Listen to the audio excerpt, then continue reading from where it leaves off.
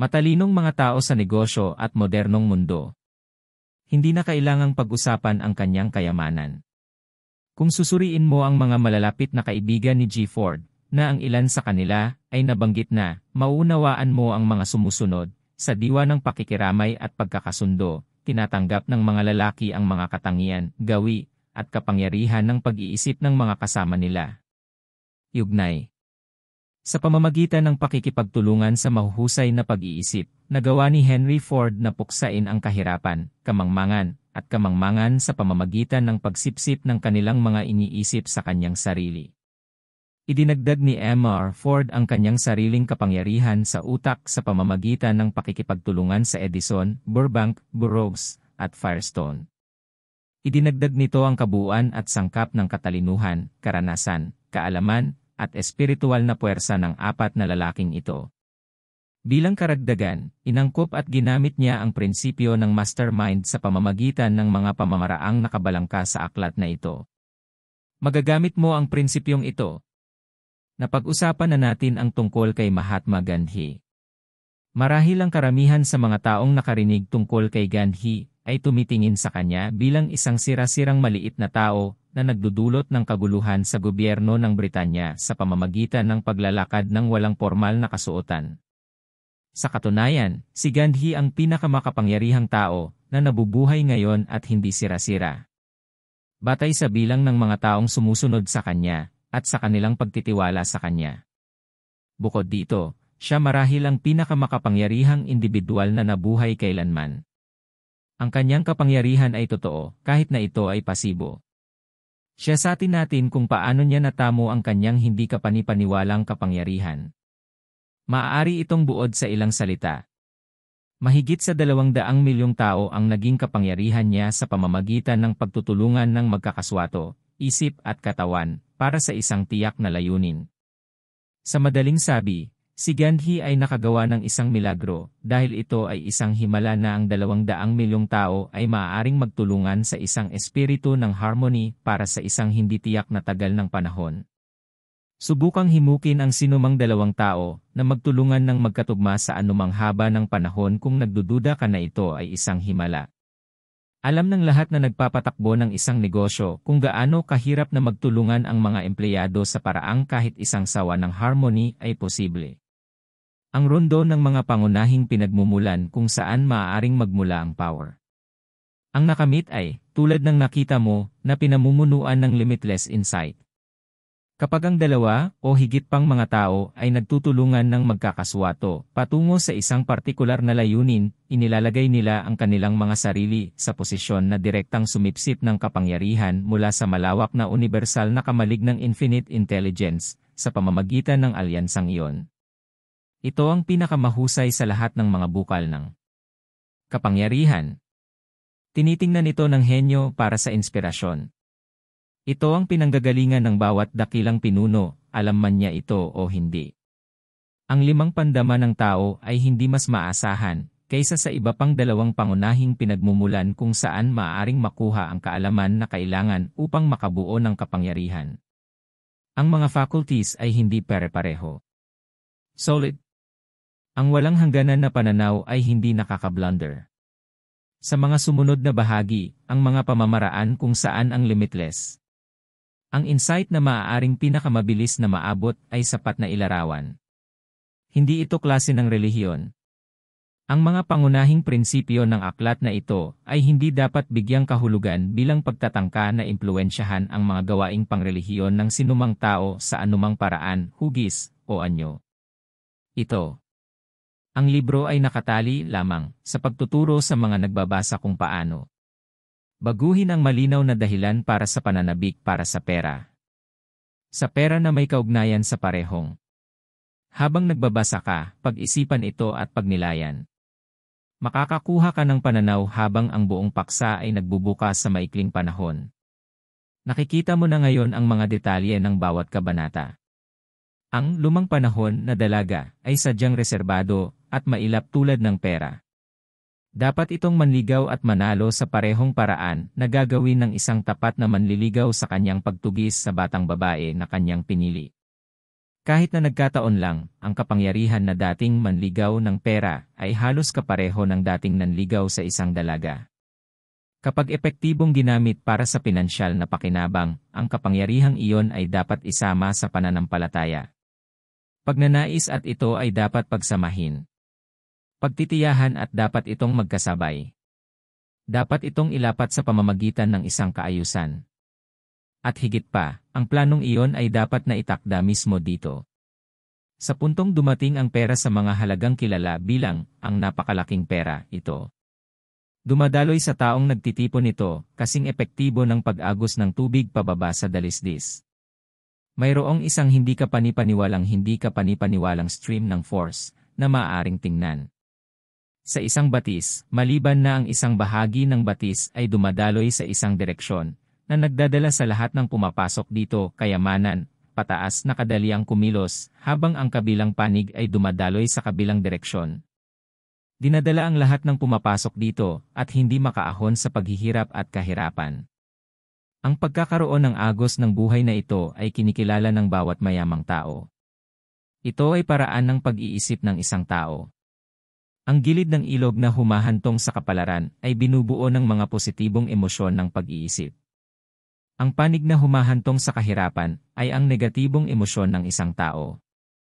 Ang taong nagbabasa ng aklat na ito na may layuning makaipon ng kayamanan ay masusumpungan na ito ay isang pag-iisip na may napakalaking kahalagahan.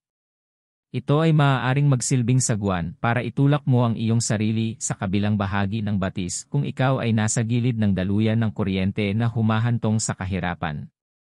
Makakatulong lang ito sa iyo kung gagamitin mo ito.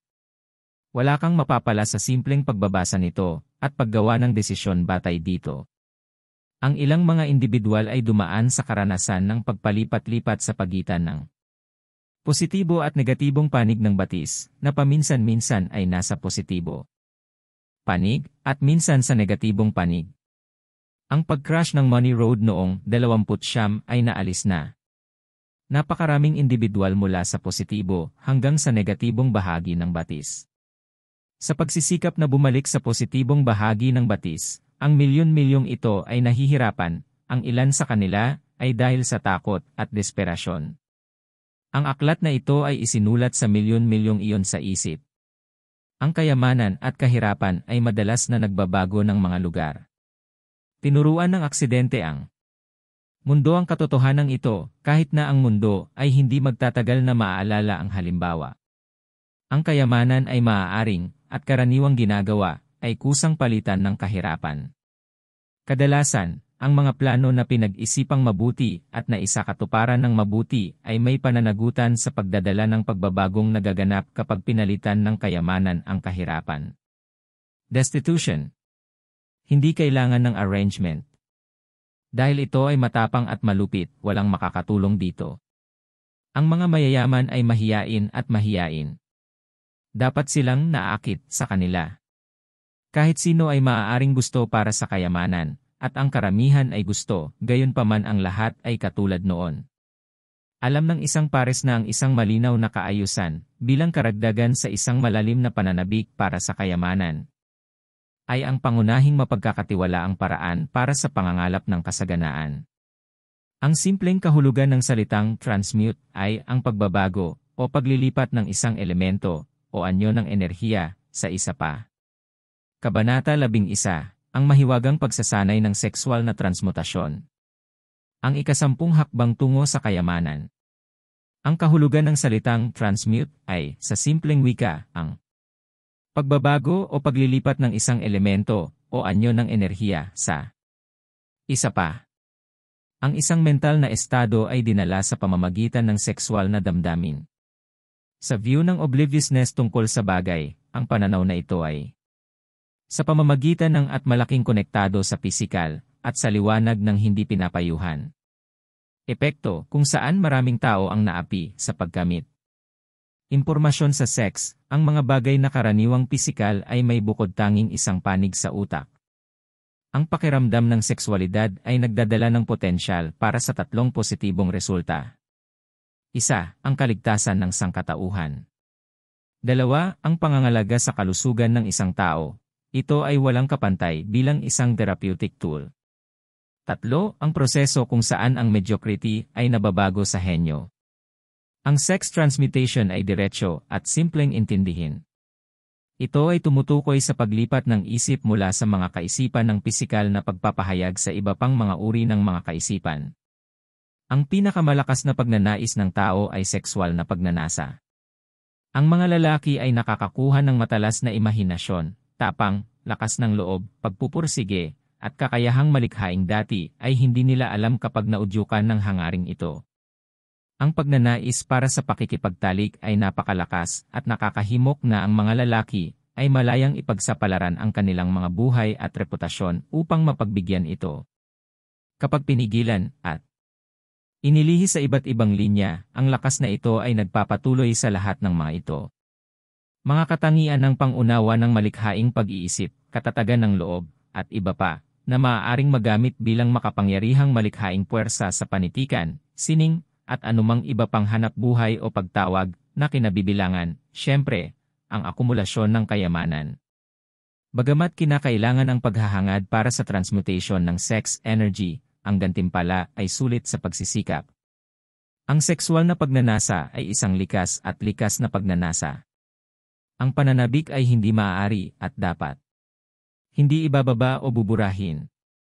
Gayunpaman, dapat itong bigyan ng plataporma para sa pagpapahayag sa pamamagitan ng mga paraan na nakikinabang sa espiritu, isip, at katawan ng tao.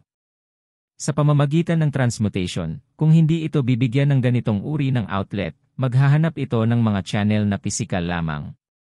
Ang tubig ng ilog ay maaaring pansamantalang kontrolin ng mga dam, ngunit sa kalaunan, ay mapipilitan itong lumabas.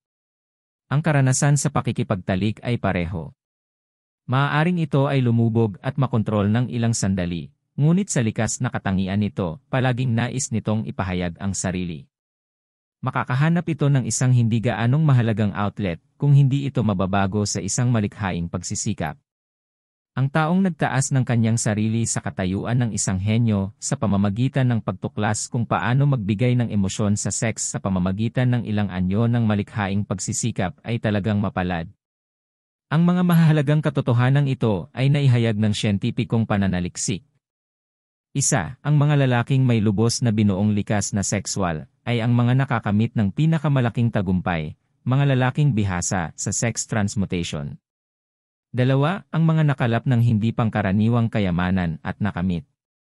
Pambihirang pagkilala sa pagsulat, pagkakagawa, industriya, disenyo, at ang kalings ay inspirasyon ng epekto ng isang babae. Ang pagsusuri. Mula sa kung saan ang mga nakalilitong pagsisiwalat na ito ay ginawa, muling binisita. Ang mga pahina ng account at kasaysayan sa loob ng maraming libong taon. Saan man mayroong katibayan tungkol sa buhay ng mga kalalakihan at kababaihan na nakamit ang mahusay na tagumpay, ito ay pinakanakakumbinsi na sila ay lubos na binuo sexual na kalikasan. Ang isang hindi natitinag na katawan ay hindi maaaring humadlang sa damdamin ng kasarian dahil ito ay isang hindi mapaglabanan na puwersa. Ang mga lalaki ay nakakakuha ng isang superpower para sa pagkilos kapag naudyukan ng damdaming ito.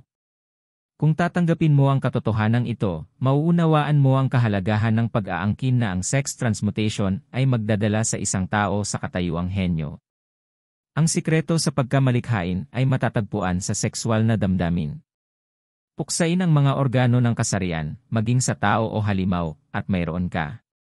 Inalis ang makabuluhang bukal ng aktibidad.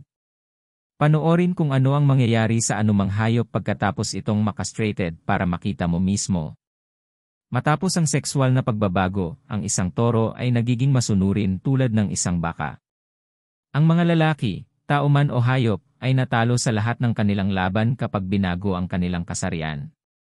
Ang pagbabago ng kasarian ng babae ay may parehong epekto. Ang 10 psyche improvements. Ang pag-iisip ng tao ay sumasagot sa mga pagpapabuti kung saan maaari itong maging nakakiap sa matataas na bilis ng panginginig ng boses, na kilala bilang kasabikan, mapag-imbento. Malikhaing isip, malakas na pananabik, at iba pa. Ang isip ay pinakamalayang tumutugon sa mga sumusunod na stimuli. Isa, ang pangangailangang ipahayag ang sarili sa sexual na pag-ibig. 3, isang matinding pagnanais para sa kayamanan, kapangyarihan, o katanyagan, money music. 5, pagsasama sa pagitan ng magkaparehong kasarian o ng mga ang ibang kasarian. 6, ang alyansa ng mastermind ay isa kung saan ang dalawa o higit pang tao ay nagtutulungan upang sumulong sa espiritual o temporal. 7, pagdurusa na nauugnay sa pag-uusig, tulad ng pagdurusa sa isa't isa. 8, siyam. Autosuggest ika-10 takot, alkohol at droga. Ang pagnanais na makipagtalik ay nasa tuktok ng listahan ng mga stimuli na pinaka-epektibong papataas sa mga vibrations ng isip at pasimulan ang mga gulong ng pisikal na pagkilos. Ang natural at kapaki-pakinabang na stimuli ay bumubuo sa 8 sa mga ito. Ang 2 ay kakilakilabot. Ang listahang ito ay ibinigay upang maaari mong ihambing at ihambing ang pinakamahalagang pinagmumulan ng pagpapasigla ng pag-iisip. Magiging malinaw sa pag-aaral na ito na ang emosyon ng pakikipagtalik ay halos tiyak na pinakamalakas at pinakamatindi sa lahat ng stimuli ng isip. Ang assertion na ang paglipat ng sex energy ay maaaring magpataas ng isa sa katayuan ng isang henyo ay nangangailangan ng paghahambing na ito bilang isang pundasyon. Tuklasin natin kung ano ang gumagawa ng isang henyo. Ang isang lalaki na nagsusuot ng mahabang buhok, kumakain ng kakaibang pagkain, nabubuhay mag-isa, at nagsisilbing target para sa mga gumagawa ng biro, ay itinuturing na isang henyo, ayon sa ilang Wayseeker. Isang tao na nakatuklas kung paano pataasin ang mga vibrations ng pag-iisip sa punto kung saan maaari siyang malayang makipag-usap sa mga mapagkukunan ng kaalaman na hindi magagamit sa pamamagitan ng ordinaryong rate ng vibration ng pag-iisip, ay nagbibigay ng isang mas tumpak na kahulugan ng isang henyo. Ang makatuwirang tao ay nais na magtanong tungkol sa kahulugang ito ng henyo.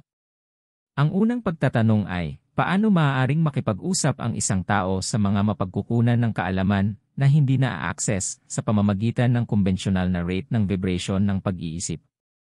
Ang susunod na pagtatanong ay, mayroon bang mga kilalang pinagmumulan ng kaalaman na na-access lamang ng genie, at kung gayon, ano ang mga mapagkukunang ito at paano eksaktong ma-access ang mga ito?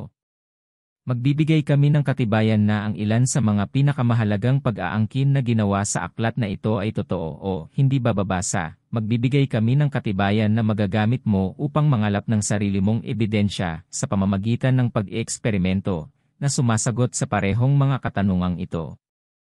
Ang pagkakaroon ng isang sixth sense ay mahusay na itinatag. Ang henyo ay nabuo sa pamamagitan ng ika-6 na kahulugan. Creative imagination, ang tawag sa sixth sense na ito. Ang mga tauhan ng makabagong malikhaing pag-iisip ay isa na hindi kailanman ginagamit ng karamihan sa mga individual sa buong buhay. At higit pa, sa tuwing ginagamit sa anumang paraan, kadalasang nangyayari ito sa pamamagitan ng simpleng aksidente.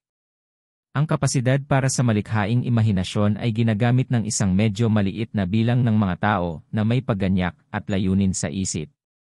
Ang genie ay mga taong kusang loob na gumagamit ng kakayahang ito at alam ang mga layunin nito. Ang isip ng tao at infinite intelligence ay konektado sa pamamagitan ng kapasidad para sa malikhaing imahinasyon. Sa larangan ng relihiyon, lahat ng tinatawag na mga paghahayag at lahat ng pagtuklas ng mga pangunahing o nobela ng mga prinsipyo ay nangyayari sa pamamagitan ng faculty ng malikhaing imahinasyon. Sa punto na kung saan ang mga kaisipan o ideya ay pumapasok sa utak ng isang tao sa pamamagitan ng kung ano.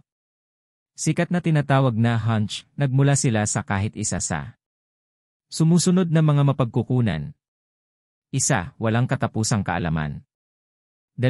Ang subconscious mind ng isang tao, kung saan nakaimbak ang bawat impresyon, pag-iisip, at salpok mula sa alinman sa 5 pandama na nakarating sa utak. Sa pamamagitan ng mulat na pag-iisip, o 4, mula sa isip ng ibang tao na kakalabas lang ng kaisipan, larawan, o konsepto. Mula sa hindi malay na kamalig ng ibang tao. Walang karagdagang kilalang pinagmumulan ng inspirasyon ng mga konsepto o mga kutob. Kapag ang isip ay nag-vibrate sa napakataas na bilis bilang resulta ng ilang uri ng pagpapasigla ng isip, pinakamahusay na gumagana ang malikhaing imahinasyon. Iyon ay, kapag ang isip ay gumagana sa isang mas mataas na vibrational rate kaysa sa normal na pag-iisip. Ang isa o higit pa sa 10 stimulant ng pag-iisip ay may epekto ng pag-angat sa individual na malayo sa abot tanaw ng ordinaryong pag-iisip at nagpapahintulot sa kanya na makita ang distansya, saklaw, at kalidad ng mga pag-iisip na hindi magagamit sa mas mababang eroplano, tulad ng kapag ang isa ay nakikipag-ugnayan sa paglutas ng mga problema sa negosyo at propesyonal na gawain. Kapag itinaas sa mas mataas na antas ng pag-iisip na ito sa pamamagitan ng anumang uri ng isip kaguluhan, isang isahan nagtataglay, medyo, isang katulad na sitwasyon bilang isa na umakyat sa isang eroplano sa isang hanay kung saan maaari niyang makita. Lampas na rin sa linya ng scalene na naghihigpit sa kanyang paningin habang nasa lupa. Bukod pa rito, habang nasa mas mataas na antas ng pag-iisip na ito, ang individual ay hindi nahahadlangan o nalilimitahan ng alinman sa mga pagpapalakas na binabalangkas at limitahan ang kanyang paningin habang nakikipagbuno sa mga isyu ng pagkuha ng 3 mahalagang pangangailangan ng pagkain, pananamit, at santuwaryo. Siya ay nasa isang universo ng kaisipan kung saan ang mga kaugalian, trabaho araw na pagmumuni-muni ay bilang matagumpay na natanggal katulad ng mga slope at lambak at iba't ibang mga paghihigpit ng aktwal na pangitain kapag siya ay umakyat sa isang eroplano. Ang malikhaing bahagi ng isip ay binibigyan ng kalayaang kumilos habang ito ay nakataas sa mas mataas na antas ng pag-iisip na ito.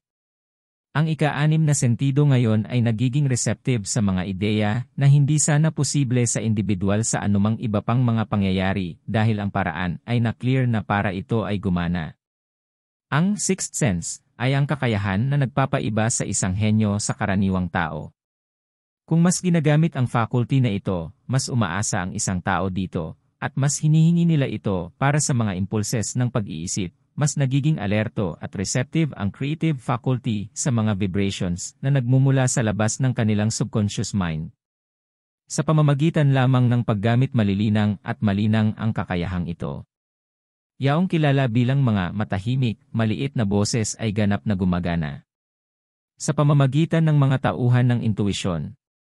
Sa pamamagitan ng kapasidad para sa malikhaing imahinasyon, ang mga mahuhusay na artista, manunulat, musikero, at makata ay nagkakaroon ng ugali na umasa sa maliliit na tinig na nagmumula sa loob. Ang mga taong may masigasig na imahinasyon ay lubos na nakakaalam ng katotohanan na ang kanilang pinakamahusay na mga ideya ay nagmumula sa tinatawag na mga hunch. Mayroong isang pambihirang tagapagsalita na hindi nakamit ang kahalagahan hanggang sa siya ipinikit ang kanyang mga mata at nagsimulang umasa ng buo sa mga tauhan ng imaginative. Malikhaing isip. Siya ay tumugon, ginagawa ko ito, dahil, pagkatapos ay nagsasalita ako sa pamamagitan ng mga ideya na nanggagaling sa akin mula sa loob, nang tanungin kung bakit siya pumikit bago ang kasukdulan ng kanyang pananalita. Bago gumawa ng desisyon, isa sa pinakakilala at matagumpay na financier sa Amerika, ay nakapikit ng 2 o 3 minuto. Siya ay tumugon, sa aking mga mata nakapikit. Ako ay nakakakuha ng isang mapagkukunan ng higit na katalinuhan nang tanungin kung bakit niya ito ginawa. Ang yumaong Dear Elmer R. Entryways ng Chevy Pursuit, Maryland, ay gumawa.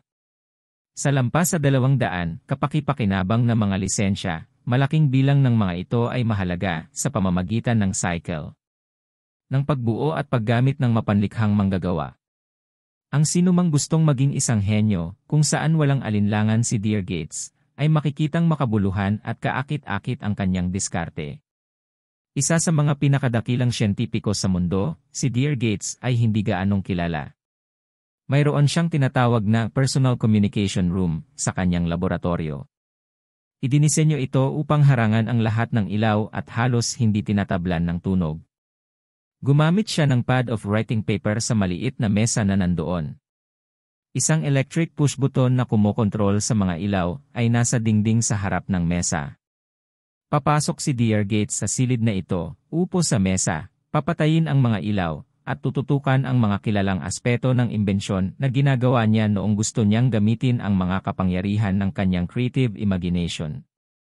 Mananatili siya sa posisyong iyon hanggang sa magsimula siyang makakuha ng mga ideya tungkol sa hindi kilalang mga aspeto ng imbensyon. Kinailangan niyang magsulat ng halos 3 oras ng isang beses, dahil ang mga ideya ay dumating sa kanya ng napakabilis. Nang huminto siya sa pag-iisip at tumingin sa kanyang mga tala, nalaman niyang naglalaman ang mga ito ng maikling paglalarawan ng mga pangunahing kaalaman na walang kapantay sa siyentipikong panitikan. Bilang karagdagan, ang mga talang iyon ay matalinong ipinakita ang solusyon sa kanyang issue. Higit sa 200 patent na nasimulan, ngunit hindi natapos ng mga half-baked na utak ang nakumpleto sa ganitong paraan ni Dear Gates. Ang tanggapan ng patent ng Estados Unidos ay naglalaman ng ebidensya na tumpak ang pahayag na ito. Nabuhay si Dear Gates, nakaupo para sa mga ideya, para sa mga tao at negosyo. Binayaran siya ng maraming pera kada oras para sa pag-upo para sa mga ideya ng ilan sa mga pinakamalaking korporasyong Amerikano. Dahil ito ay higit na naiimpluwensyahan ng mga nakaraang karanasan ng isang tao, ang kakayahang mga tuwiran ay madalas na may depekto. Hindi lahat ng impormasyon, alin. Ang mga pinagsama-sama sa pamamagitan ng karanasan ay eksakto. Ang mga ideya na nagmumula sa malikhaing bahagi ng utak ay mas malamang na maging tumpak dahil nagmumula sila sa mas mapagkakatiwalaang mga mapagkukunan kaysa sa mga ideya na nagmumula sa bahagi ng pangangatwiran ng isip. Ang katotohanan na ang henyo ay gumagamit ng kanyang creative imagination faculty, samantalang ang crank ay hindi, ang pangunahing pagkakaiba sa pagitan ng henyo at ng ordinaryong crank na imbentor. Si G. Edison at Dear Gates ay mga halimbawa ng mga siyentipikong imbentor na gumagamit ng parehong sintetiko at malikhaing imahinasyon. Halimbawa, ang isang siyentipikong imbentor, na kilala rin bilang isang henyo, ay gumagamit ng synthetic na faculty, kilala rin bilang ang reasoning faculty, upang ayusin at pagsamahin ang mga dating kilalang ideya o prinsipyo. Sa pagkakataong tinitingnan niya itong nakalap na impormasyon bilang hindi sapat para sa pagbubunga ng kanyang inobasyon, siya pagkatapos ay gumuhit sa mga bukal ng impormasyong na-access sa kanya sa pamamagitan ng kanyang mapag-imbentong manggagawa. Ang pamamaraan kung saan ginagawa niya ito ay nagbabago sa individual, ngunit ito ang pangkalahatang diwa ng kanyang pamamaraan. Gamit ang isa o higit pa sa 10 mind stimulant o isa pang stimulant na kanyang pinili, pinasisigla niya ang kanyang isip na manginig sa mas mataas na eroplano kaysa sa karaniwan.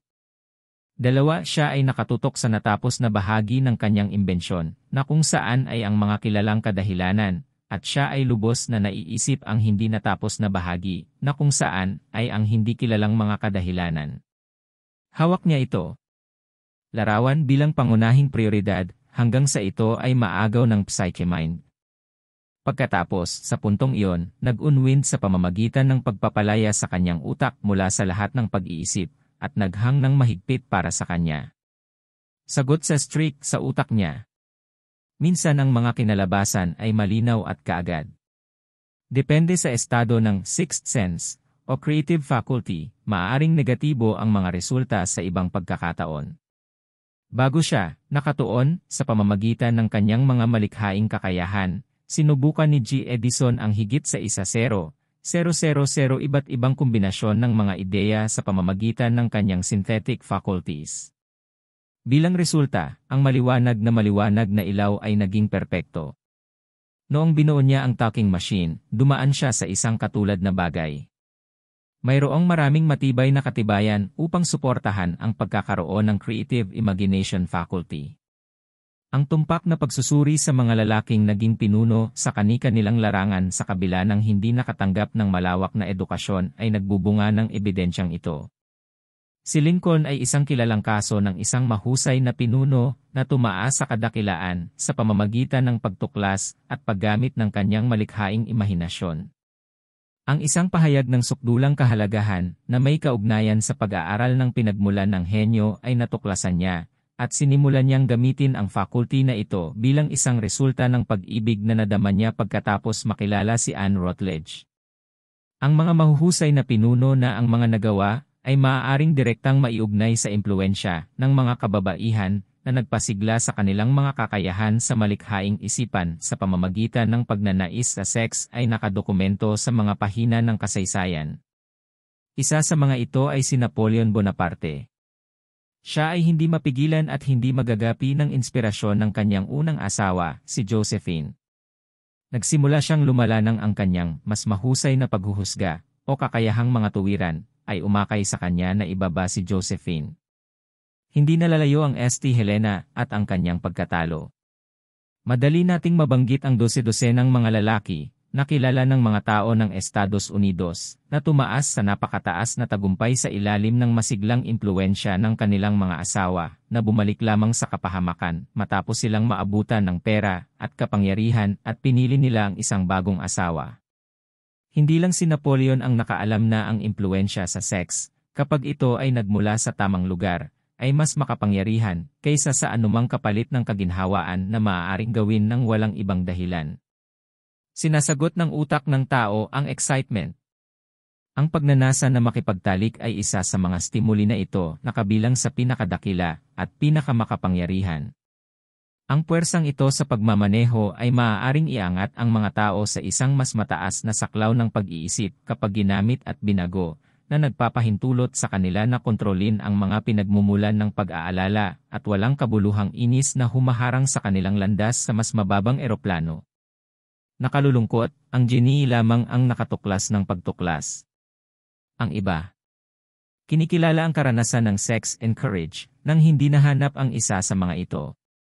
Makabuluhang mga posibilidad, isang realidad na kumakatawan sa hindi pangkaraniwang bilang ng iba kapag inihambing sa paunang natukoy na bilang ng genie. Ipinakita namin ang mga pangalan ng ilang lalaking may natatanging tagumpay, na ang bawat isa ay kilala sa pagiging napaka-sexy, upang i-refresh ang memorya kaugnay ng mga katotohanang makukuha mula sa mga talambuhay ng ilang mga lalaki.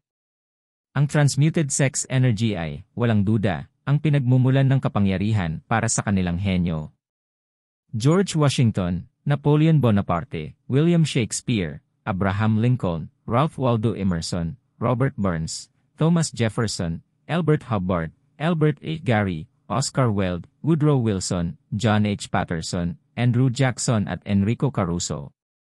Ang iyong sariling insight sa memoir ay magbibigay sa iyo ng kapangyarihan na magdagdag dito. Listahan. Maghanap, kung magagawa mo, ang isang taong nag-iisa sa lahat ng hanay ng mga karanasan ng pag-unlad ng tao na gumawa ng pambihirang pag-unlad sa anumang pagtawag na hindi hinimok ng isang balon. Nilikha ang kalikasan ng sex. Kung ayaw mong umasa sa mga talambuhay ng mga lalaking wala ng buhay, tingnan mo ang mga lalaking kilala mo na marami nang nagawa at tingnan kung makakahanap ka ng isa sa kanila na hindi masyadong sexy. Lahat ng genie ay may sex energy o sexual na enerhiya. Hindi kailanman nagkaroon at hindi magkakaroon ng isang mahusay na pinuno, tagabuo, o artist na wala sa puwersang ito na nag-udyok sa sex. Walang alinlangan na walang sinuman ang mahuhusgahan ang mga pahayag na ito upang aktwal na nilayon iyon. Lahat ng pambihirang kasarian ay genie. Ang tao ay maaari lamang maging isang henyo kapag at kung pinasigla niya ang kanyang isip na gamitin ang malikhaing kapasidad ng imahinasyon upang gumuhit sa magagamit na mga puwersa. Ang enerhiya ng sex ay ang pangunahing pampasigla na maaaring maging sanhi ng pagtaas ng mga vibrations. Ang simpleng pagmamay-ari ng enerhiya na ito ay hindi sapat upang makapaghatid ng isang birtuoso. Bago makamit ng isang tao ang katayuang henyo, ang pagnanais para sa pisikal na pakikipag-ugnayan ay dapat na mabago sa ibang uri ng pagnanais at pagkilos. Ibinababa ng karamihan ng mga lalaki ang kanilang sarili sa katayuan ng mas mababang mga hayop sa pamamagitan ng maling interpretasyon at maling paggamit ng dakilang puwersang ito, sa halip na maging genie bilang resulta ng matinding sexual na pagnanasa. Mula sa aking pagsasaliksik sa higit sa 25,000 mga tao, natuklasan ko na ang mga lalaking nakakamit ng pambihirang tagumpay ay bihirang gawin ito bago ang edad na 40 at mas madalas kaysa sa hindi nila naabot ang kanilang buong potensyal hanggang sa kanilang 50s. Nakapagtataka ang katotohanan ito na nag-udyok sa akin na magsagawa ng kumpletong pagsisiyasat sa dahilan nito sa loob ng mahigit isang dekada. Ayon sa mga natuklasan ng pag-aaral na ito, ang hilig ng mga lalaki na iwalay ang kanilang mga lakas sa pamamagitan ng labis na pagpapalayaw sa pisikal na pagpapahayag ng sexual na pagnanasa ay ang pangunahing dahilan kung bakit ang karamihan sa mga matagumpay na lalaki ay hindi nagsisimulang gawin ito bago ang edad na 40 hanggang 50. Ang karamihan sa mga lalaki ay hindi kailanman nalaman na ang pagnanasa sa pakikipagtalik ay maaaring humantong sa iba pang mga aksyon na higit na mahalaga kaysa sa pisikal na pagpapahayag. Ginagawa ito ng karamihan ng mga taong nakatuklas nito pagkatapos mag-aksaya ng maraming oras sa panahon kung kailan ang lakas ng pakikipagtalik ay nasa tuktok nito sa pagitan ng edad na 45 at 50. Karaniwan itong sinusundan ng mahalagang tagumpay. Ang buhay ng maraming lalaki hanggang sa at kung minsan ay nasa 40 na sila ay nagpapakita ng patuloy na pagkawala ng enerhiya na maaaring mas mahusay na may channel para sa mas malaking kita. Ang kanilang mas pino at makapangyarihang mga damdamin ay ligaw na inihasik sa 4 na hangin. Ang ekspresyong paghahasik ng kanyang mga ligaw na oats ay lumitaw mula sa pag-ugali ng lalaki na ito. Kapag ginamit at binago sa pagkilos maliban sa pisikal na pagpapahayag, ang pagnanais para sa sexual na pagpapahayag, na sa ngayon ay ang pinakamalakas, pinakanakakahimok sa lahat ng emosyon ng tao, ay maaaring magtaas ng isa sa katayuan ng isang henyo. Isa sa pinakamatagumpay na negosyante sa Amerika ay lantarang inamin na ang karamihan sa kanyang mga plano ay nilikha ng kanyang magandang sekretarya. Inamin niya na ang kanyang presensya ay nagtaas sa kanya sa mga antas ng malikhaing imahinasyon na hindi niya makakamit kung wala ito. Ang isa sa pinakamatagumpay na lalaki ng Amerika ay nag-uugnay sa karamihan ng kanyang tagumpay sa impluwensya ng isang kaakit-akit na kabataang babae na nagbigay inspirasyon sa kanya sa loob ng higit sa isang dekada. Ang tao kung kanino ginawa ang pagtukoy na ito ay kilala ng lahat. Ngunit hindi lahat ay alam ang aktwal na pinagmulan ng kanyang mga nagawa. Mayroong maraming mga pagkakataon sa kasaysayan ng mga lalaki na nakamit ang katayuan ng genie sa pamamagitan ng paggamit ng narcotics at alkohol bilang mga artipisyal na stimulant sa pag-iisip. Si Edgar Allan Poe ay nangarap ng mga pangarap na hindi kailanman pinangahas ng mortal na mangarap nang isulat niya ang Raven habang nasa ilalim ng impluwensya ng alkohol. Nang si James Whitcomb Riley ay lasing, sumulat siya sa kanyang pinakamahusay. Ang ayos na paghahalo ng totoo at ng panaginip, ang gilingan sa ibabaw ng ilog, at ang ambon sa ibabaw ng batis, ay maaaring ang nakita niya sa ganitong paraan. Para kay Auld Lang Syne, mahal ko, kukuha pa tayo ng isang tasa ng kabaitan. Para kay Auld Lang Syne, pinakamahusay na isinulat ni Robert Burns noong siya ay lasing. Gayunpaman, alalahanin na maraming mga naturang lalaki ang nalipol. Kanilang sarili sa huli. Ang mga lalaki ay maaaring ligtas na pasiglahin ang kanilang mga isip upang sila ay mag-vibrate sa isang eroplano na nagbibigay daan sa kanila upang tune-in sa mga mainam at pambihirang mga kaisipan na nagmumula walang tao ang nakakaalam kung saan sa mga sariling posyon ng kalikasan. Wala pang magandang alternatibo sa mga stimulant na ginawa ng kalikasan. Alam na alam ng mga psychologist ang malapit na koneksyon sa pagitan ng mga espiritual na pagnanasa at sexual na pagnanasa. Ipinapaliwanag ng koneksyon na ito ang kakaibang pag-uugali ng mga nakikilahok sa mga relihiyosong revival na karaniwan sa mga primitive na uri. Kinokontrol ng mga damdamin ng tao ang mundo at tinutukoy ang kinabukasan ng sibilisasyon. Ang mga individual ay naapektuhan sa kanilang mga aktibidad, hindi ng dahilan sa isang lawak tulad ng sa pamamagitan ng sentiments, ang mga makabagong kawani ng psyche ay nakatakda sa pamamagitan ng damdamin at hindi sa malamig na paliwanag. Ang sex ay ang damdamin ng tao na may pinakamalaking kapangyarihan. May numero ng iba pang mga nagpapalakas ng isip, ang ilan sa mga ito ay nabanggit, ngunit wala sa kanila, o lahat ng mga ito na pinagsama-sama ay maaaring tumugma sa puwersang nagtutulak sa sex. Ang brain energizer ay anumang epekto na maaaring panandalian. O sa kabilang banda para sa lahat ng oras, dagdagan ang vibrations ng pag-iisip. Ang 10 pangunahing stimulant na inilarawan ay ang mga madalas na ginagamit. Sa pamamagitan ng ang mga mapagkukunang ito ay maaaring sama-samang maiin limitadong kaalaman o pumasok sa kalooban, ang pasilidad ng imbakan ng psychemine, posibleng sarili o iyon ng ibang tao, isang pamamaraan na lahat ng bagay na mahalaga sa birtuoso. Ang kahangahangang pagtuklas na ang mga lalaking may kasarian ay ang pinaka-epektibong mga tindero ay ginawa ng isang guro na nagsanay at nagturo sa mga pagsisikap ng higit sa 30,000 mga tindero.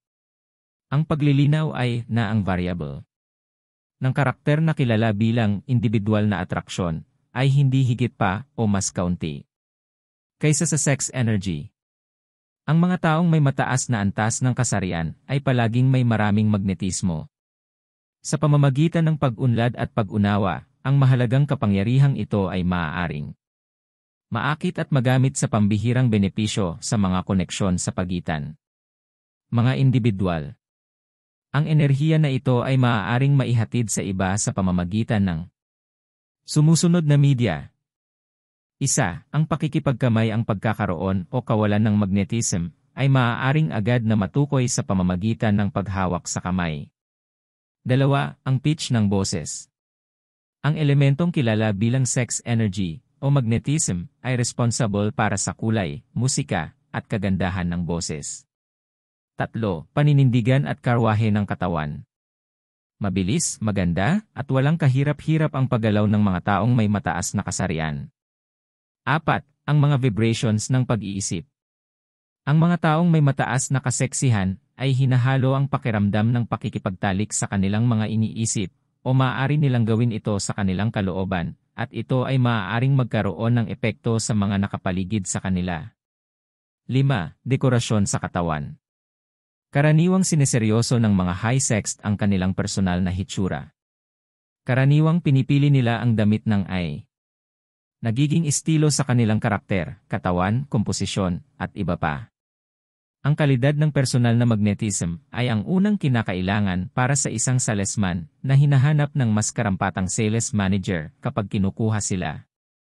Kung walang sex energy, ang mga tao ay hindi kailanman magiging masigasig o magbibigay inspirasyon sa iba na maging masigasig. Ang sigasig ay isa sa pinakamahalagang kasanayan sa pagbebenta ng kahit ano. Ang pampublikong tagapagsalita, ebanghelista, legal na tagapayo, o sales rep na. Ang pagkakaroon ng karamdaman sa sex energy ay isang flop, katulad ng pagkakaroon ng opsyon na makaapekto sa iba. Nag-aalala. Kapag isinasaalang-alang mo na ang karamihan ng mga tao ay maaari lamang maimpluwensyahan sa pamamagitan ng pag-akit sa kanilang mga damdamin, mauunawaan mo ang kahalagahan ng sex energy bilang katutubong kasanayan ng tindero. Ang mga dalubhasang tindero ay nagiging mga dalubhasa sa pagbebenta dahil binago nila ang enerhiya ng pakikipagtalik sa sales enthusiasm, sinasadya man o hindi. Sa paliwanag na ito ay maaaring tingnan bilang isang lubhang pragmatic ideya tungkol sa tunay na kahalagahan ng pagbabago sa kasarian. Hindi alintana kung alam niya ito, ang isang salesperson ay nakakuha ng kasanayan sa sex transmutation kapag nagawa niyang ilihis ang kanyang atensyon mula sa paksa ng sex at gamitin ito sa isang pagsisikap sa pagbebenta na may parehong antas ng sigasig at determinasyon tulad ng gagawin niya. Inilapat sa orihinal nitong layunin. Ang karamihan ng mga salespeople na nagpapalipat-lipat ng kanilang sex energy ay ganap na walang kamalayan sa kanilang mga aksyon o pamamaraan. Ang pagbabago ng sex energy ay nangangailangan ng higit na determinasyon kaysa sa ang normal na individual ay talagang nakatutok na gamitin sa kadahilanang ito. Posibleng unti-unting makuha ang kakayahang ito para sa mga nahihirapang tumawag ng sapat na lakas para sa transmutation. Gayunpaman ito ay nangangailangan ng resolusyon, ang premyo para sa ang pagsasanay ay higit pa sa sulit sa trabaho. Ang buong paksa ng sex ay pinag-isa kung saan karamihan ng mga individual. Mayroon ang lahat ng mga earmarks ng pagiging reprehensibly oblivious. Sa napakatagal na panahon, ang mga ignorante at masasamang pag-iisip ay labis na hindi naunawaan, sinisiraan, at dinarayo ang pagnanasang makipagtalik na ang salitang sex ay bihirang gamitin sa magalang na lipunan.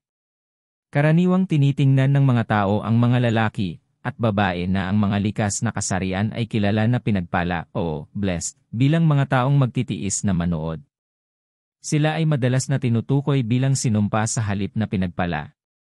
Ang isang malaking bilang ng mga individual, kahit na sa panahong ito ng pagpapatibay, ay mayroon damdamin ng kakulangan na kanilang nilikha dahil sa panlilinlang na ito. Na ang likas na kasarian ay isang kalapastanganan. Ang mga assertion na ito tungkol sa bertud ng sex energy ay hindi dapat bigyang kahulugan bilang pagbibigay ng dahilan sa mga libertarian. Tanging kapag ginamit ng matalino at may pag-unawa ay maituturing na isang bertud ang damdamin ng pakikipagtalik. Maaari itong magamit ng maling paraan na nakakapinsala sa katawan at isipan sa halip na pagandahin ang mga ito, gaya ng madalas nitong ginagawa. Ang pasanin ng kabanatang ito ay ang mas mahusay na aplikasyon ng kapangyarihang ito. Mukhang napakahalaga nito para sa lumikha noong ginawa niya ang pagsisiwalat na karaniwang bawat pambihirang pioneer na kanyang pinarangalan. Pagsusuri ay isang tao na ang mga nagawa ay karaniwang roast sa pamamagitan ng isang ginang. Ang babae sa kaso ay madalas na isang mahinhin, mapagtanggi sa sarili na asawa na hindi gaanong narinig ng publiko o wala. Ang ibang babae ay binanggit bilang inspirasyon sa ilang pagkakataon. Marahil ang mga ganitong kaso ay maaaring hindi lubos na malabo sa iyo. Ang mga kawalang ingat na sexual ay maaaring kasing mapanganib ng mga hindi pagpapasya sa pagkain at pag-inom. Ang kawalan ng pagpipigil sa sexual na pag-uugali ay karaniwan sa panahon ngayon na nagsimula sa digmaang pandaigdig. Ang kawalan ng mga namumukod tanging pinuno ay maaaring maiugnay sa mapagbigay na kasiyahang ito. Habang pinapawi ang mga puwersa ng kanyang malikhaing imahinasyon, walang sinuman ang maaaring gumamit ng mga ito. Sa bagay na ito, ang tao lamang ang nabubuhay na bagay na sumasalungat sa layunin ng kalikasan. Alinsunod sa mga batas ng kalikasan, ang bawat iba pang hayop ay nagpapakasawa sa likas na sexual nito sa katamtaman at may layunin. Sa panahon lamang ng season, ang anumang hayop ay tumutugon sa tawag ng sex. Ang hilig ng tao ay magdeklara ng open season. Batid ng bawat matalinong tao na ang labis na pagpapasigla sa alkohol at droga ay isang uri ng kawalan ng pagpipigil na nagiging sanhi ng pagkasira ng mahahalagang organo ng katawan, kabilang ang utak. Gayunpaman, hindi alam ng lahat na ang labis na pagpapakain sa sexual na aktibidad ay maaaring maging isang ugali na nakakapinsala sa pagkamalikhain gaya ng paggamit ng droga o alkohol. Ang isang tao na nahuhumaling sa sex at doping ay hindi sa panimula ay naiiba. Parehong nawalan ng kontrol sa kanilang paghahangad at kakayahan sa pangangatuwiran. Bilang karagdagan sa pagsira sa katwiran at paghahangad, ang sexual na labis na pagpapalayaw ay maaaring magresulta sa pansamantala o permanenteng kabaliwan. Ang mga gawin na nabuo sa kamangmangan sa tunay na tungkulin ng sex ay ang ugat ng maraming kaso ng hypochondria, isang haka-haka na sakit. Malinaw mula sa mga maikling sanggunian na ito sa paksa na ang kamangmangan sa sex transmutation ay nagreresulta sa mga kahangahangang kahihinatnan para sa mga ignorante sa isang banda at pantay na kamanghamanghang mga benepisyo sa kabilang banda. Ang malayong pag-abot sa kawalan ng pansin tungkol sa usapin ng sex ay dahil sa paraan na iyon. Ang paksa ay napapaligiran ng lihim at natatakpan ng mapurol. Tahimik. Ang sikolohiya ng pagbabawal ay may parehong epekto sa isipan ng mga kabataan gaya ng pagsasabuatan ng misteryo at katahimikan. Ang kinalabasan ay pinalawak na interes at nais na makakuha ng higit pa. Impormasyon sa paksang verboten na ito at sa kahihiyan ng lahat ng mga mambabatas at ng karamihan ng mga manggagamot. Ang impormasyon ay hindi madaling makuha sa pamamagitan ng pagsasanay sa mga pinakaangkop na turuan ang mga kabataan sa paksang iyon. Paminsan-minsan lamang ang isang individual ay pumasok sa malalim na mapanlikhang pagsisikap sa anuman. Larangan ng pagtatangka bago ang edad na 40. Ang tipikal na lalaki ay dumarating sa oras ng kanyang pinakakilalang kakayahan na gumawa sa isang lugar sa hanay ng 46 na po. Ang mga pahayag na ito ay batay sa pagsusuri ng libu-libong maingat na sinusunod na mga kalalakihan at kababaihan. Dapat silang magbigay ng lakas ng loob sa mga hindi nakarating bago ang edad na 40 at sa mga natatakot kapag lumalapit ang katandaan sa paligid ng edad na 40. Kadalasan, ang pinakamabungang taon ay ang mga nasa pagitan ng edad na 40 at 50. Ang tao ay dapat lumapit sa panahong ito na may pag-asa at sabik na pag-asa sa halip na takot at panginginig. Kung gusto mo ng patunay na ang karamihan sa mga lalaki ay hindi nagsisimulang gawin ang kanilang pinakamahusay na trabaho hanggang sila ay 40, tingnan ang mga rekord ng pinakamatagumpay na lalaki sa kasaysayan ng Amerika. Matapos maabot ang edad na 40, si Henry Ford ay hindi naabot ang kanyang bilis ng tagumpay. Bago niya sinimulang makita ang mga bunga ng kanyang paggawa, si Andrew Carnegie ay nasa edad 40 na. Sa 40, si James J. Hill ay nagpapatakbo pa rin ng isang telegraph kay. Ang kanyang hindi kapani-paniwalang mga nagawa ay nangyari pagkatapos ng edad na iyon.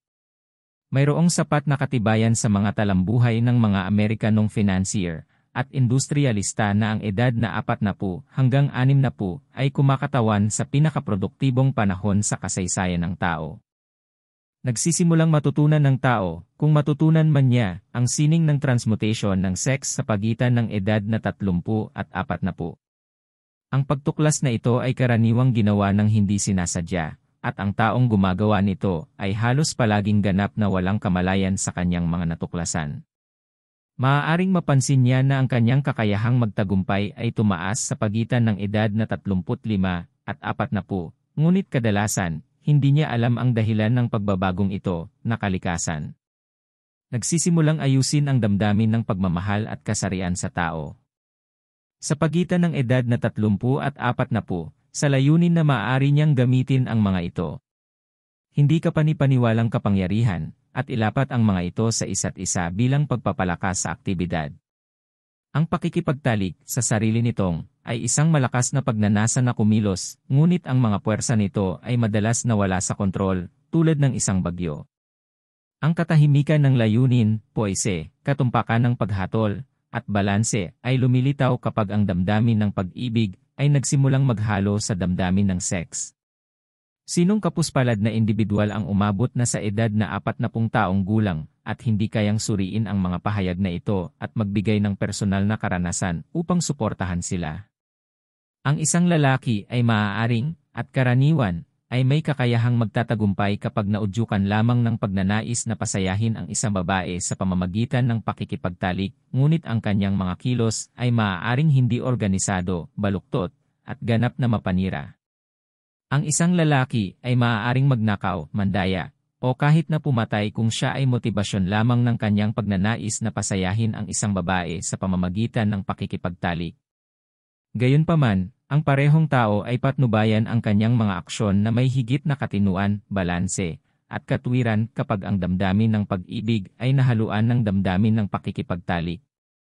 Natuklasan ng mga criminologist na ang pag-ibig ng isang babae ay maaaring magbago kahit na ang pinakanakagawa na kriminal.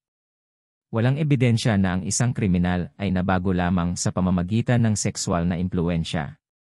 Ang mga katotohanan ito ay kapansin-pansin, ngunit ang kanilang layunin ay hindi. Ang reformasyon, kung ito man ay mangyari, ay nagmumula sa puso ng tao o emosyonal na bahagi, hindi mula sa kanyang makatuwirang pag-iisip. Ang muling pagsasaayos ay nangangahulugang isang pagkakaiba sa puso. Hindi ito nagpapahiwatig ng pagbabago ng ulo, bagaman ang isang tao ay maaaring, sa batayan ng katwiran, ay gumawa ng ilang mga pagsasaayos sa kanyang sariling pag-ugali upang makaiwas sa hindi kanais-nais na mga resulta. Ang tunay na reforma ay nangangailangan ng pagbabago sa puso, isang pagnanais na pagbabago. Ang love, sentiment, at sex ay mga damdaming nilagyan para sa pagmamaneho ng mga lalaki. Sa mga antas ng sobrang tagumpay, ang pakiramdam ng pag-ibig ay gumaganap bilang isang balbula sa kaligtasan na tinitiyak ang equilibrium, katatagan, at nakabubuo na pagsisikap. Ang tatlong damdaming ito ay maaaring magtaas ng isang tao sa antas ng isang henyo kapag pinagsama. Gayunpaman, may mga genie na kakaunti ang pag-unawa sa pakiramdam ng pag-ibig. Ang karamihan sa kanila ay maaaring matagpo ang nakikibahagi sa ilang mapanirang o, sa pinakakaunti, hindi patas na pag-ugali sa iba. Sa larangan ng industriya at pananalapi, isang dosenang geni na walang awa na nagwawalang bahala sa mga karapatang pantao ay maaaring makilala kung pinahihintulutan ang mabuting lasa. Mukhang wala silang moral. Ang mambabasa ay malayang mag-compile ng kanyang sariling listahan ng mga naturang lalaki. Ang mga emosyon ay mga estado ng pag-iisip. Binigyan ng kalikasan ang tao. Isang science of the psyche na gumagana sa paraang tulad ng pamantayan ng agham ng issue. Karaniwang kaalaman na, sa tulong ng matter chemistry, ang isang chemist ay maaaring maghalo ng mga elemento na hindi nakakapinsala sa kanilang sarili at sa kanilang mga sarili sa naaangkop na sukat upang makabuo ng isang nakamamatay na lason. Bukod pa rito, maaaring magsama-sama ang mga damdamin upang makagawa ng nakamamatay na lason. Kapag pinagsama ang sex at selos, ang isang tao ay maaaring maging isang nakakabaliw na hayop. Sa pamamagitan ng chemistry ng isip, ang pagkakaroon ng alinman sa isa, o higit pa sa mga mapanirang emosyon sa isip ng tao ay lumilikha ng isang lason na maaaring sirain ang pakiramdam ng katarungan at pagiging patas. Sa mga nakakatakot na kaso, ang pagkakaroon ng anumang timpla ng mga damdaming ito sa utak ay maaaring tanggalin ang paliwanag ng isang tao. Ang paraan sa birtuoso ay binubuo ng turn of events, kontrol at paggamit ng kasarian, pag-ibig at damdamin. Ang pamamaraan ay maaaring isummarize tulad ng sumusunod. Suportahan ang pagkakaroon ng mga damdaming ito bilang namumuno. Pagmumuni-muni sa isa, at humadlang sa pagkakaroon ng lahat ng nakapipinsala. Damdamin. Nakatanim sa isip ang ugali. Ito ay umuunlad sa mga nangingibabaw na ideya na pinapakain nito. Sa pamamagitan ng mga tauhan ng paglutas, maaaring hadlangan ng isa ang pagkakaroon ng anumang hilig, at bigyang kapangyarihan ang pagkakaroon ng iba.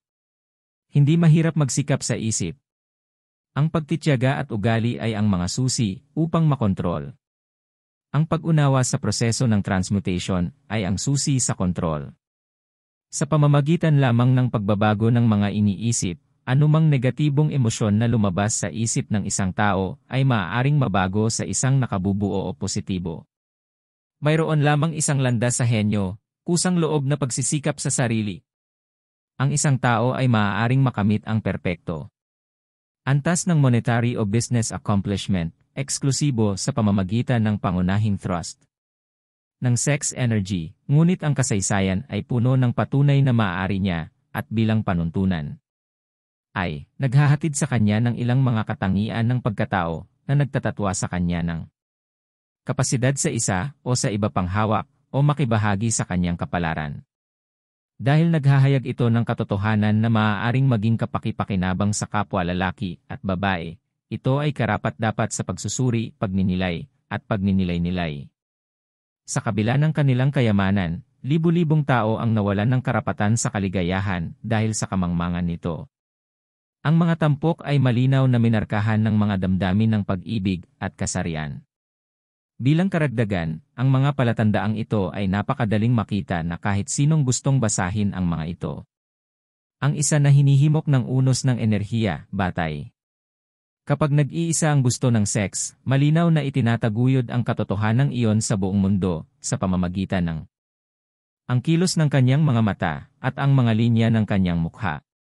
Ang pakiramdam ng pagsamba. Kapag pinaghalo sa pakiramdam ng sex, mag-relax, mag-adjust, at mapabuti. Ang hitsura. Maaari mong obserbahan ito para sa iyong sarili, at walang character analyst ang kinakailangan upang sabihin ito sa iyo. Ang masining at aesthetic na kalikasan ng tao ay inilalabas at nabuo sa pamamagitan ng damdamin ng pag-ibig. Kahit na ang apoy ay napasuko ng panahon at pangyayari, nag-iiwan ito ng marka sa kaluluwa ng isang tao. Ang mga alaala ng pagmamahal ay hindi kailanman lilipas. Naghihintay sila, gumagabay, at naapektuhan. Matagal na matapos malabo ang bukal ng pakiramdam. Hindi ito nobela sa anumang paraan. Alam ng sinumang nakaranas ng tunay na pag-ibig na nag-iiwan ito ng pangmatagalang impresyon sa puso. Ang epekto ng pagsamba. Nagpupursige sa liwanag ng katotohanan na ang pagsamba ay malalim sa kalikasan. Yung hindi pwede. Animated sa hindi kapanipaniwalang mga antas ng tagumpay sa pamamagitan ng pagsamba, ay hindi matutubos siya ay patay na. Gayunpaman maaaring siya ay mukhang nabubuhay. Maaaring maabot ng isang tao ang isang mas mataas na antas ng malikhaing pagsisikap sa pamamagitan ng pag-alala sa mga alaala ng pag-ibig. Tulad ng isang apoy na napatay ang sarili nito, ang pangunahing puwersa ng pag-ibig ay maaaring masunog at mamatay, ngunit ito ay nag-iiwan ng mga hindi maalis na bakas bilang patunay na ginawa ito. Ang puso ng tao ay madalas na inihanda para sa isang mas higit na pag-ibig sa pag-alis. Minsan, bumalik sa iyong nakaraan at isawsaw ang iyong isipan sa magagandang alaala ng isang nakaraang pag-ibig. Bawasan ito ang epekto ng kasalukuyang mga problema at pagkabalisa. Bibigyan ka nito ng paraan ng pagtakas sa mga hindi kasiyasyang katotohanan ng buhay, at sino ang nakakaalam kung, sa maikling paglalakbay na ito sa larangan ng mga pantasya, konsepto, o plano, ang iyong isip ay maaaring sumuko sa iyo, na maaaring magbago ng iyong buong pananalapi o espiritual sitwasyon. Huwag pansinin ang pag-iisip na ikaw ay nagmahal at nawala, at isipin na ikaw ay kapuspalad. Ang taong tunay na nagmahal ay hinding-hindi tuluyang mawawala. Ang pag-ibig ay sira-sira at hindi mahuhulaan. Ito ay panandalian at ephemeral sa kalikasan. Lumilitaw ito anumang oras at naglalaho ng walang babala. Kilalanin at pahalagahan ito habang ito ay nananatili, ngunit walang lakas na mag-stress. Paglipad nito, hindi na ito maibabalik sa pamamagitan ng pag-aalala. Baliwala ang paniwala na ang pag-ibig ay minsan lang din lumilitaw. Ang pag-ibig ay maaaring dumating at umalis sa anumang bilang, ngunit walang dalawang karanasan sa pag-ibig ang may parehong epekto sa sinuman. Ang lahat ng mga karanasan sa pag-ibig ay kapaki-pakinabang, maliban sa mga taong nagiging sama ng loob at pesimistiko kapag ang pag-ibig ay umalis, bagaman maaaring may isang karanasan sa pag-ibig na nag-iiwan ng mas malalim na impresyon sa puso kaysa sa iba, na kadalasang nangyayari. Kung alam ng mga tao ang pagkakaiba sa pagitan ng mga damdamin ng pag-ibig at kasarian, hindi magkakaroon ng anumang pagkabigo sa pag-ibig. Ang makabuluhang kaibahan ay ang pagmamahal ay hindi sa daigdig, habang ang sex ay organic. Ang tanging paraan kung saan ang isang karanasan na may espiritual na epekto sa puso ng isang tao ay maaaring makapinsala ay sa pamamagitan ng kamangmangan o panibugho. Walang alinlangan, ang pinakadakilang karanasan sa buhay ay pag-ibig. Nagdadala ito ng isa sa pakikisama sa walang katapusang kaalaman. Ito ay may potensyal na mag-udyok sa isang tao na umakyat sa hagdan ng malikhaing pagsisikap kapag hinaluan ng damdamin ng romansa at kasarian. Ang mga panig ng walang hanggang tatsulok ng henyo na bumubuo ng mga tagumpay ay pag-ibig, kasarian, at pagmamahalan. Ang genie ay ganap na nilikha ng kalikasan. Maraming panig, kulay, at lilim na mahalin. Ang pagmamahal ng isang tao sa kanyang mga magulang o mga anak ay ibang-iba sa pagmamahal niya sa kanyang kapareha. Ang isa ay pinaghalo sa pakiramdam ng sex, habang ang isa ay hindi. Ang pagsamba na nararamdaman ng isang tao sa halatang pagsasama ay hindi katumbas nito.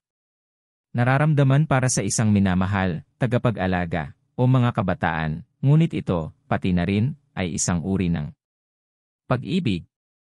Pagkatapos ay mayroong pakiramdam ng pag-ibig sa mga bagay na walang buhay, tulad ng pagmamahal sa mga nilikha ng kalikasan. Gayunpaman, ang pinakamatindi at nag-aalab na uri ng pag-ibig ay ang nangyayari kapag pinagsama ang damdamin ng pag-ibig at pagtatalik. Ang mga pag-aasawa na hindi nakikipagtalik ng maayos na balanse at naayon sa walang hanggang pagkakaugnay ng pag-ibig ay hindi maaaring maging masaya at bihirang tumagal. Ang pagtatalik o pag-ibig ay hindi magdadala ng kaligayahan ng mag-isa sa isang pag-aasawa. Ang pag-aasawa ay maaaring magresulta sa isang estado ng pag-iisip na pinakamalapit sa espiritual sa mundong ito kapag pinagsama ang dalawang magagandang damdaming ito. Ang mga hadlang sa pagitan ng limitadong pag-iisip ng tao at infinite intelligence ay nasira kapag ang romansa ay idinagdag sa pag-ibig at sex. Pagkatapos nito, lumitaw ang isang henyo. Ito ay medyo malayo sa mga salaysay na karaniwang nauugnay sa sexual na karanasan. Ang interpretasyong ito ng damdamin ay dinadala ito sa karaniwan at ginagawa itong putik ng magpapalayok ng Diyos na ginagamit niya upang likhain ang lahat ng maganda at nagbibigay inspirasyon. Kung mauunawaan ng wasto, ang interpretasyong ito ay magdadala ng kaayusan sa kaguluhan na tumatagos sa napakaraming pag-aasawa. Ang mga hindi pagkakasundo na madalas na ipinahayag sa anyo ng pagmamaktol ay karaniwang maaaring maiugnay sa isang kakulangan ng pag-unawa tungkol sa sex. Walang alitan sa pagitan ng mga may asawa kapag may pagmamahalan, romansa, at wastong pag-unawa sa damdamin at tungkulin ng sex. Ang asawang lalaki na naiintindihan ng asawa ang tunay na koneksyon sa pagitan ng pag-ibig, kasarian, at pag-iibigan ay maswerte. Kailan? Itinutulak ng makalangit na mahistrado na ito, walang uri ng gawain ang mapang-api. Dahil kahit na ang pinakasimpleng uri ng pagsusumikap ay ipinapalagay ang ideya ng isang trabaho. Ng pagsamba. Ang pananalitang ang asawa ng isang lalaki ay maaaring gumawa sa kanya o masira siya, ay nagsimula sa napakatagal na panahon, ngunit ang dahilan para dito ay hindi palaging malinaw. Ang pag-unawa ng asawa o kawalan ng pang-unawa sa mga damdaming nauugnay sa pag-ibig, kasarian, at pag-ibigan ay ang sanhi ng paggawa at pagsira. Totoo na, maliban kung siya ay kasal sa isang babae na ganap na hindi nababagay sa kanyang kalikasan, walang babae ang may gaanong impluwensya sa isang lalaki bilang kanyang asawa, sa kabila ng katotohanan na ang mga lalaki ay polygamos dahil sa kanilang biological inheritance. Kadalasan, ang kamangmangan o kawalang interes ng isang babae sa mga paksa ng seks, pag-ibig, at pag-ibigan ang dahilan kung bakit niya hinahayaan ang kanyang asawa na mawalan ng interes sa kanya, at sa halip ay maging mas interesado sa ibang mga babae. Natural, ipinapalagay ng assertion na ito na ang isang lalaki at ang kanyang asawa ay minsang nagbahagi ng tunay na pag-ibig. Ang isang lalaki na nagpapahintulot sa interes ng kanyang asawa na mamatay ay nagkasala ng parehong bagay. Ang mga mag-asawa ay madalas na nagtatalo tungkol sa maraming hindi gaanong mahalagang mga isyu. Kung susuriin ng tama ang mga ito, ang kawalang interes o kamangmangan tungkol sa mga paksang ito ay madalas na matutukoy bilang ang tunay na problema. Ang pagnanais na pasayahin ang isang babae ay ang pangunahing pinagmumula ng pagganyak ng lalaki. Ang mga ngaso na napakahusay noong sinaunang panahon, bago ang pagdating ng sibilisasyon, ay ginawa ito dahil sa pagnanais na mapabilib ang mga kababaihan. Kaugnay nito, hindi nagbabago ang kalikasan ng tao. Ang taga-subaybay ng ngayon ay hindi nagbabalik ng mga balat ng ligaw na nilalang, ngunit ipinakita niya ang kanyang pananabik. Para sa kanyang pag-apruba sa pamamagitan ng pagbibigay ng magagandang kasuotan, makinang sasakyan, at kasaganaan. Bago ang pagdating ng sibilisasyon, ang lalaki ay may parehong pagnanais na pasayahin ang mga kababaihan. Ang kanyang diskarte sa pagpapasaya sa iba ay ang tanging bagay na nagbago. Ang mga lalaking nag-ipon ng malaking halaga ng pera at umaangat sa mataas na kapangyarihan at katanyagan ay pangunahing ginagawa ito upang pasayahin ang mga kababaihan. Kung wala silang babae sa kanilang buhay, karamihan sa mga lalaki ay walang gaanong pera. Ang babae ay may kapangyarihang gumawa o masira ang isang lalaki dahil sa likas na pagnanais ng mga lalaki na pasayahin ang mga babae. Hindi kinakailangan para sa isang babae na matakot sa tunggalian mula sa ibang mga babae dahil magkakaroon siya ng matatag na pagkaunawa sa kalikasan ng lalaki at magiging sensitibo dito. Pagdating sa ibang mga lalaki, ang mga lalaki ay maaaring higante na may hindi matitinag na paghahangad, ngunit ang mga babae na kanilang pinili ay madaling pamahalaan ang mga ito. Karamihan sa mga lalaki ay hindi umamin na sila ay epektibong naapektuhan ng mga babaeng gusto nila dahil nasa ideya ng lalaki ang kailangang maging. Pinaghihinalaang bilang ang mas grounded ng mga species. Bilang karagdagan, ang matalinong babae ay lubos na nakakaalam ng pagkalalaking katangian na ito at hindi nagpapakita ng masamang hangarin dito. Dahil sapat na ang kanilang katalinuhan upang maunawaan na walang lalaki ang masaya o kumpleto na walang nagbabago ng impluensya ng tamang babae, ilang lalaki, ay mataktikang umiiwas sa pagrerebelde laban sa impluensya ng mga babaeng pinili nila, kanilang asawa, syota, ina, o kapatid na babae. Ang taong hindi pinapansin ang mahalagang katotohanang ito ay nawawalan ng kapangyarihan na higit na nag-ambag sa tagumpay ng tao kaysa sa anumang puwersang pinagsama-sama. Chapter 12 The Subconscious Mind, the Connecting Link. The 11th Step Toward Riches. Ang bawat udyok ng pag-iisip na umabot sa layunin na pag-iisip sa pamamagitan ng alinman sa 5 pandama ay inuri at itinala sa larangan ng kamalayan ng subconscious mind. Mula sa larangang ito, ang mga saloobin ay maaaring maalala o mabawi sa parehong paraan na ang mga titik ay maaaring makuha mula sa isang filing cabinet. Anuman ang kanilang kalikasan, ito ay tumatanggap at nag-imbak ng mga impresyon o kaisipan. Anumang plano, ideya, o layunin na gusto mong gawing pera o ari-arian, ay maaaring itanim ng hindi sinasadya sa iyong subconscious mind. Ang nangingibabaw na mga pagnanasa na pinagsama sa isang emosyonal na damdamin, tulad ng pananampalataya, ay ang mga unang tinutugunan ng hindi malay. Malalaman mo ang kahalagahan ng ideyang ipinarating kung isasaalang-alang mo ito kasabay ng mga tagubilin na ibinigay sa kabanata tungkol sa pagnanais para sa pagsasagawa ng 6 na hakbang na nakabalangkas doon, gayon din ang mga tagubilin na ibinigay sa kabanata. Sa pagtatayo at pagsasagawa ng mga plano, araw at gabi, gumagana ang subconscious mind.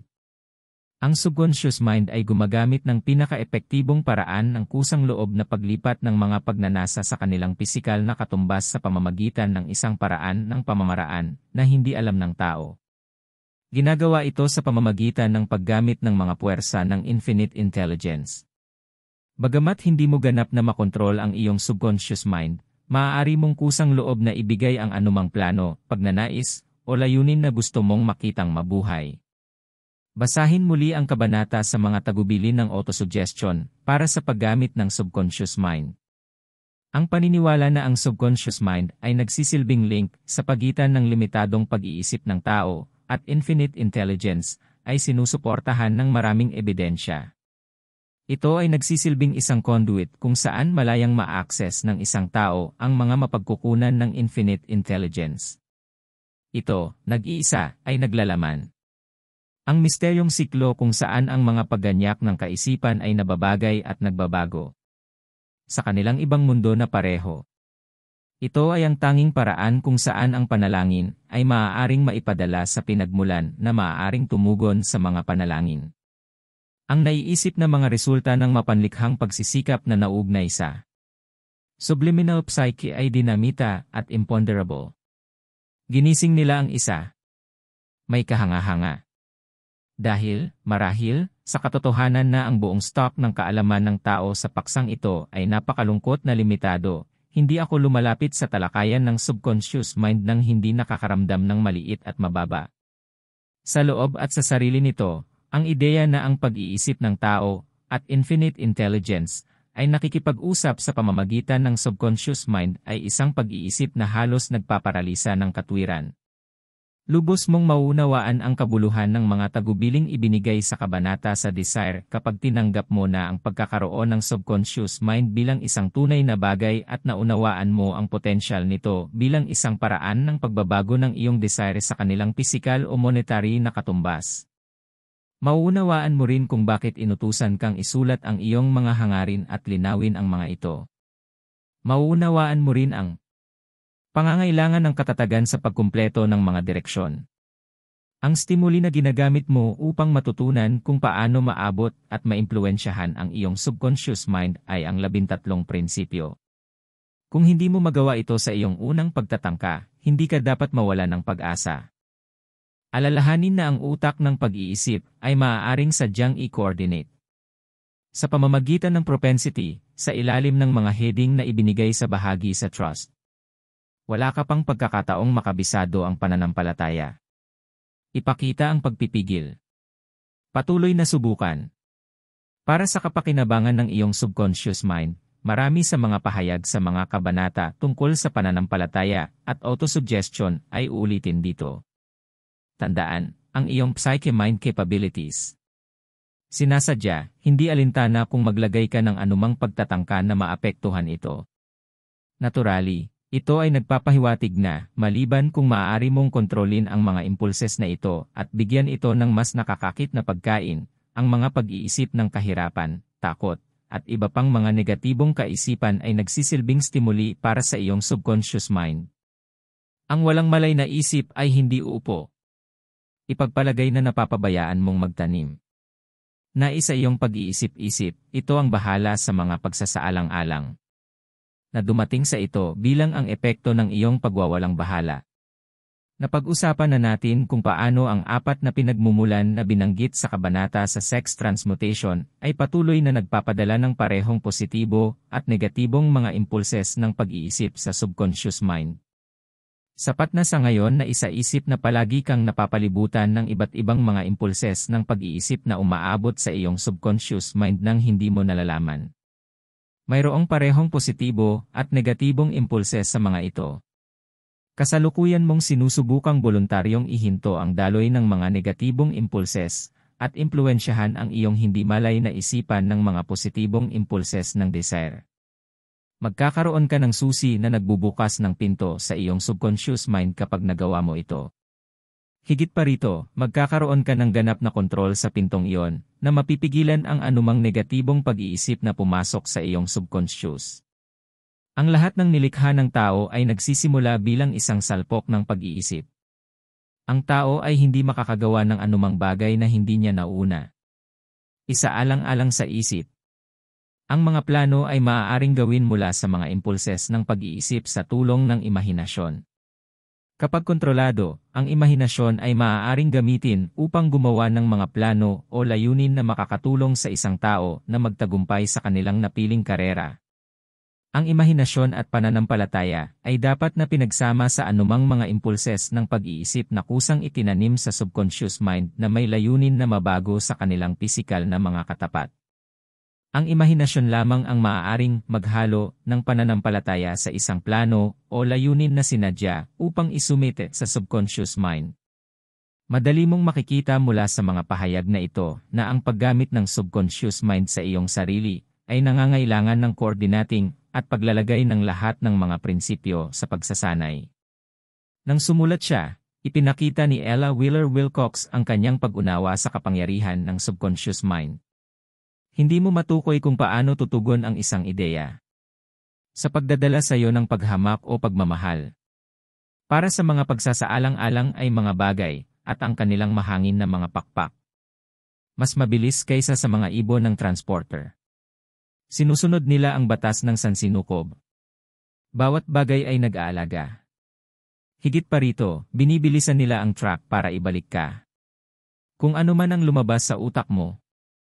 Alam ni MRS Wilcox ang katotohanan na ang mga kaisipang pumapasok sa isipan ng isang tao ay malalim ding nakatanim sa kanilang sarili sa subconscious mind ng isa.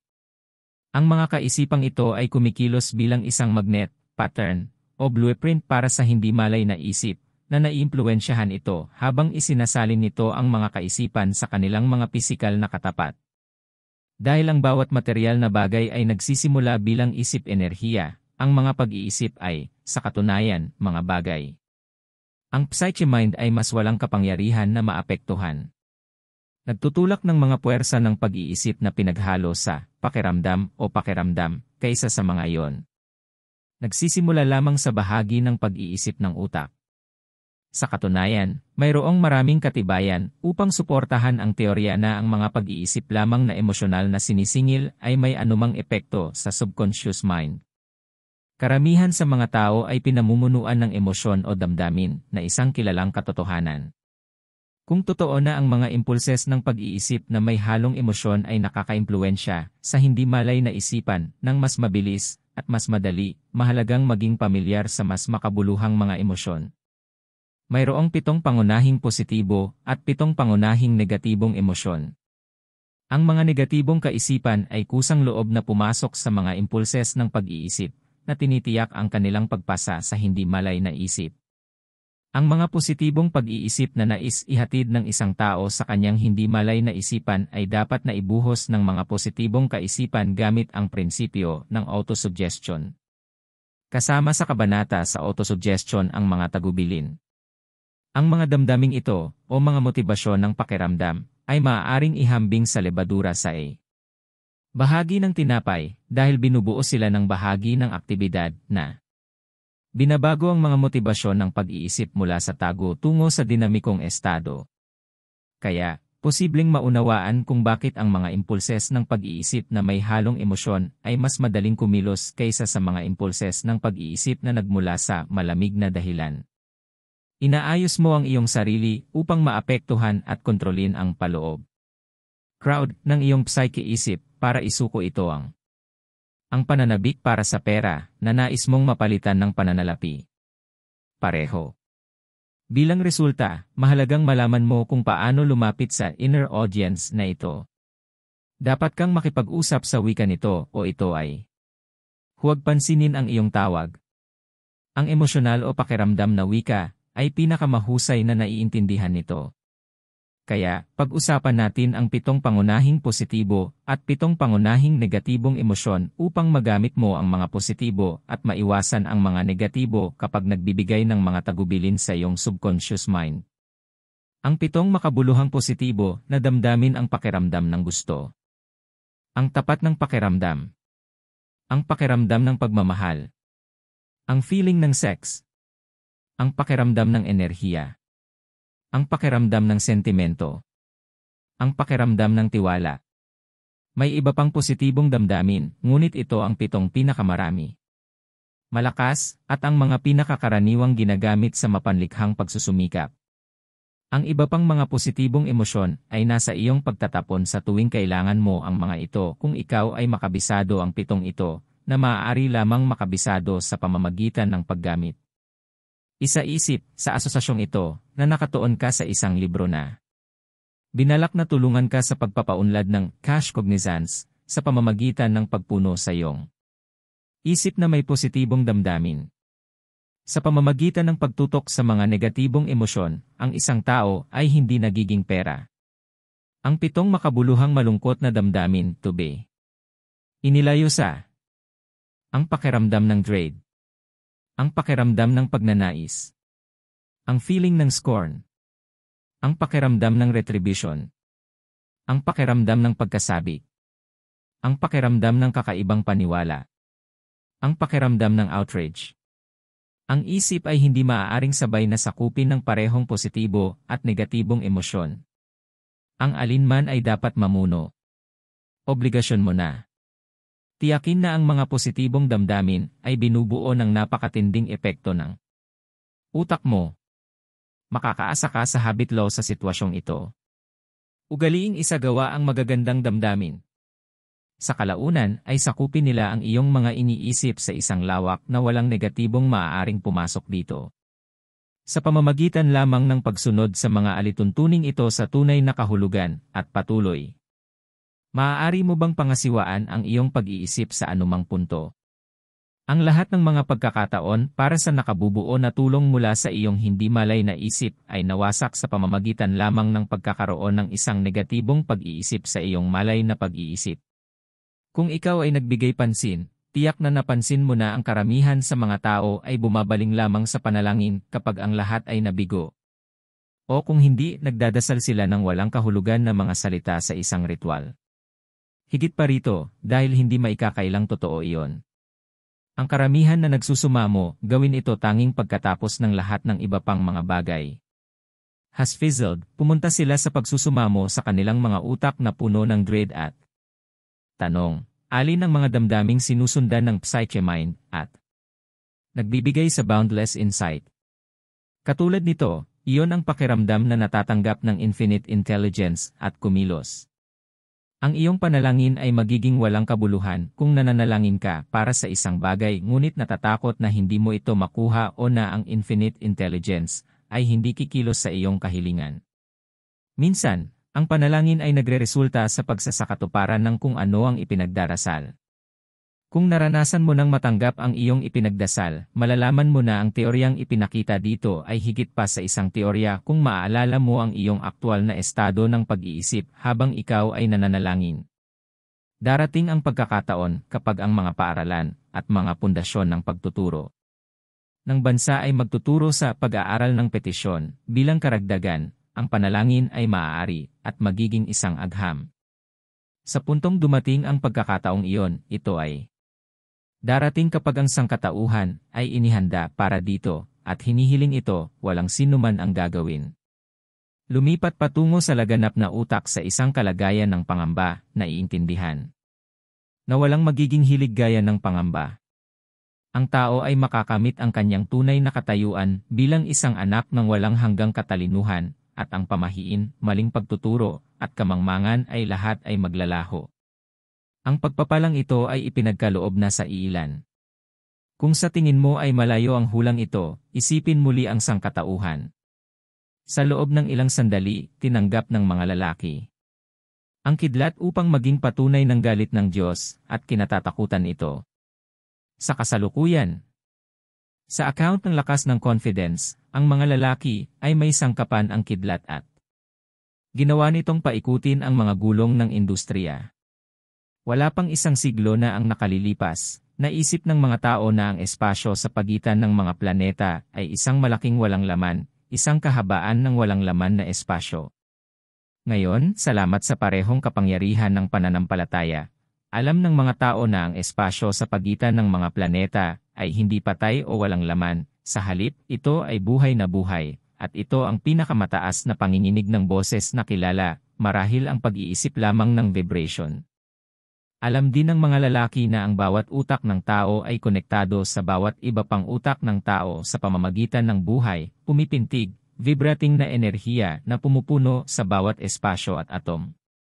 Ang mga lalaki ay walang dahilan upang maniwala na ang parehong enerhiya ay hindi nag-uugnay sa bawat utak ng tao sa infinite intelligence. Anong ebidensya meron sila?